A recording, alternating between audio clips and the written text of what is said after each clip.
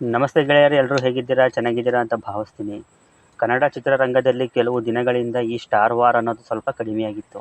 ಆದರೆ ಈಗ ಕಿಚ್ಚನ ಸ್ಟೇಟ್ಮೆಂಟ್ನಿಂದ ಶುರುವಾಗಿದೆ. ನೀವು ಈಗಾಗಲೇ ಮೇನ್ ಸ್ಟ್ರೀಮ್ ಮೀಡಿಯಾಗಳಲ್ಲಿ, ಸೋಷಿಯಲ್ ಮೀಡಿಯಾಗಳಲ್ಲಿ ಗಮನಿಸಿರ್ತೀರ.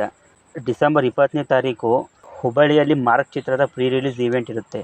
ಅಲ್ಲಿ ಕಿಚ್ಚ ಸುದೀಪ್ ಅವರು ಆಕ್ರೋಶಭರಿತವಾಗಿ ಒಂದು ಸ್ಟೇಟ್ಮೆಂಟ್ನ ಕೊಡ್ತಾರೆ. ಅದು ಏನೆಂದರೆ, ಜುಲೈ 5ನೇ ತಾರೀಕು ಒಂದು ಮಾತು ಕೊಟ್ಟಿದ್ದೆ, ಡಿಸೆಂಬರ್ 25ಕ್ಕೆ ಬಾಗಿಲು ತಟ್ತೀನಿ ಅಂತ. ಈಗ ಜೋರಾಗಿ ಬಾಗಿಲು ತಟ್ತಾ ಇದ್ದೀವಿ ನಾವು. ಆದರೆ ಆಚೆ ಕಡೆ ಒಂದು ಪಡೆ ಯುದ್ಧ ಮಾಡೋಕ್ಕೆ ರೆಡಿ ಮಾಡ್ಕೊಳ್ತಾ ಇದೆ. ಈ ವೇದಿಕೆ ಮೇಲೆ ಹೇಳ್ತಾ ಇದ್ದೀನಿ, ಯುದ್ಧಕ್ಕೆ ಸಿದ್ಧ, ಯಾಕಂದರೆ ನಾವು ಮಾತಿಗೆ ಬದ್ಧ ಅಂತ. ಹಾಗೆ ಮುಂದುವರೆದು ಹೇಳ್ತಾರೆ, ಹುಬ್ಳಿಲಿ ಇಲ್ಲಿ ನಿಂತ್ಕೊಂಡು ಹೇಳಿದರೆ ಕರ್ನಾಟಕದಲ್ಲಿ ಎಲ್ಲಿ ತಟ್ಟಬೇಕು ಅಲ್ಲಿಗೆ ಜೋರಾಗಿ ತಟ್ಟುತ್ತೆ ಅಂತ. ಇಲ್ಲಿ ಕಿಚ್ಚ ಸುದೀಪ್ ಅವರು ಯಾರನ್ನ ಗುರಿಯಾಗಿ ಇಟ್ಕೊಂಡು ಈ ಮಾತನ್ನು ಹೇಳಿದ್ದಾರೆ, ಯಾರಿಗೆ ಯುದ್ಧಕ್ಕೆ ಆಹ್ವಾನ ಕೊಟ್ಟಿದ್ದಾರೆ ಅನ್ನೋದು ಗೊಂದಲವಾಗಿದೆ. ಕೆಲವರು ಅಂದ್ಕೊಂಡ್ರು ದರ್ಶನ್ಗೆ ಮತ್ತು ದರ್ಶನ್ ಫ್ಯಾನ್ಸ್ಗಳಿಗೆ ಈ ಮಾತನ್ನು ಹೇಳಿದ್ದಾರೆ, ಯುದ್ಧಕ್ಕೆ ಆಹ್ವಾನ ಕೊಟ್ಟಿರೋದು ದರ್ಶನ್ ಅವರ ಅಭಿಮಾನಿಗಳಿಗೆ ಅಂತ.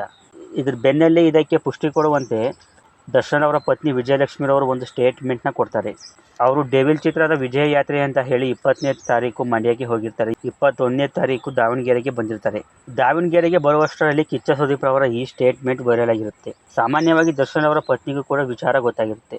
ಅಲ್ಲಿ ಅಭಿಮಾನಿಗಳ ಸಮೂಹದಲ್ಲಿ ವಿಜಯಲಕ್ಷ್ಮಿರವರು ಏನು ಹೇಳ್ತಾರೆ ಅಂದರೆ, ದರ್ಶನ್ ಅವರು ಇಲ್ಲದೇ ಇದ್ದಾಗ ಕೆಲವರು ವೇದಿಕೆಗಳಲ್ಲಿ, ಸೋಷಿಯಲ್ ಮೀಡಿಯಾಗಳಲ್ಲಿ ಅವರ ಬಗ್ಗೆ, ಅವರ ಫ್ಯಾನ್ಸ್ಗಳ ಬಗ್ಗೆ ಮಾತಾಡ್ತಾರೆ. ಆದರೆ ಅವರು ಹೊರಗಡೆ ಇದ್ದಾಗ ಬೆಂಗಳೂರಲ್ಲಿ ಇರ್ತಾರೋ ಇಲ್ವೋ ಗೊತ್ತಿಲ್ಲ ಇವರೆಲ್ಲ.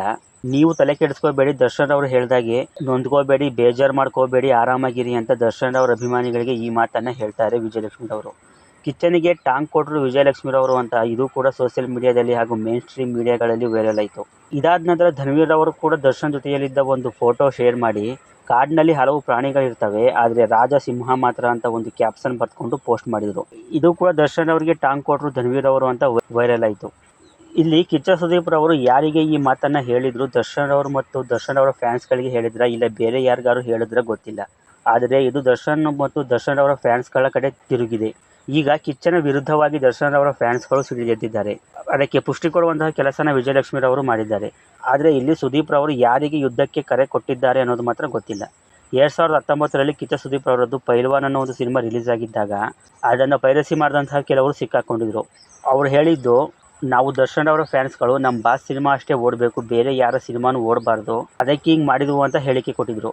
ನಂತರ ಬಂದ ಸುಮಾರು ಸಿನಿಮಾಗಳು ಕೂಡ ಪೈರಸಿ ಆದವು. ಮ್ಯಾಕ್ಸ್ ಕೂಡ ಪೈರಸಿ ಆಯಿತು, ದರ್ಶನ್ ಅವರ ಸಿನಿಮಾಗಳು ಕೂಡ ಪೈರಸಿ ಆದವು. ಈಗ ಸುಮಾರು ಆ್ಯಪ್ಗಳಲ್ಲಿ ಪೈರಸಿ ಲಿಂಕು ಶೇರ್ ಆಗ್ತಾ ಇದೆ. ಯಾವುದಾದ್ರೂ ಒಂದು ಬಿಗ್ ಸ್ಟಾರ್ ಸಿನಿಮಾ ರಿಲೀಸ್ ಆದರೆ 1-2 ಶೋ ಆಗುವಷ್ಟರಲ್ಲಿ ಆ ಪೂರ್ತಿ ಸಿನಿಮಾ ಮೊಬೈಲ್ಗೆ ಬಂದ್ಬಿಟ್ಟಿರುತ್ತೆ. ಸಿನಿಮಾ ರಿಲೀಸ್ ಆಗಲಿ ಅಂತಾನೆ ಕೆಲವೊಬ್ರು ಕಾಯ್ಕೊಂಡಿರ್ತಾರೆ.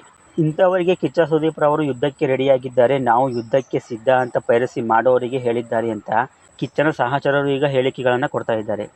ಈಗ ಕಿಚ್ಚ ಸುದೀಪ್ ರವರು ಕೂಡ ಒಂದು ಪೋಸ್ಟ್ ಮಾಡಿದ್ದು, ಇನ್ನು 3 ದಿನ ಇದೆ, ಯಾವ ಸ್ಕ್ರೀನ್ ಬೇಕು ಸೆಲೆಕ್ಟ್ ಮಾಡ್ಕೊಳ್ಳಿ ಅಂತ ಹೇಳಿದ್ದಾರೆ. ಇದನ್ನೆಲ್ಲ ಗಮನಿಸಿದಾಗ ಕಿಚ್ಚ ಸುದೀಪ್ ರವರು ಪೈರಸಿ ಮಾಡೋರಿಗೆ ಯುದ್ಧಕ್ಕೆ ಆಹ್ವಾನ ಕೊಟ್ಟಿದ್ದಾರೆ ಅನ್ನೋದು ನಿಜ ಆಗ್ತಾ ಇದೆ. ಕಿಚ್ಚ ಸುದೀಪ್ ರವರು ಬಹಳ ತೂಕದಿಂದ ಮಾತಾಡುವಂತಹ ವ್ಯಕ್ತಿ. ಅವರು ಈ ಥರ ಒಂದು ಹೇಳಿಕೆ ಕೊಟ್ಟಾಗ ಅದರ ಅರ್ಥ ಏನು, ಯಾರನ್ನು ಉದ್ದೇಶಿಸಿ ಈ ಮಾತನ್ನು ಹೇಳಿದ್ದಾರೆ ಅನ್ನೋದರ ಬಗ್ಗೆ ಸ್ವಲ್ಪ ಅನಲೈಸ್ ಮಾಡೋದು ಸೂಕ್ತ.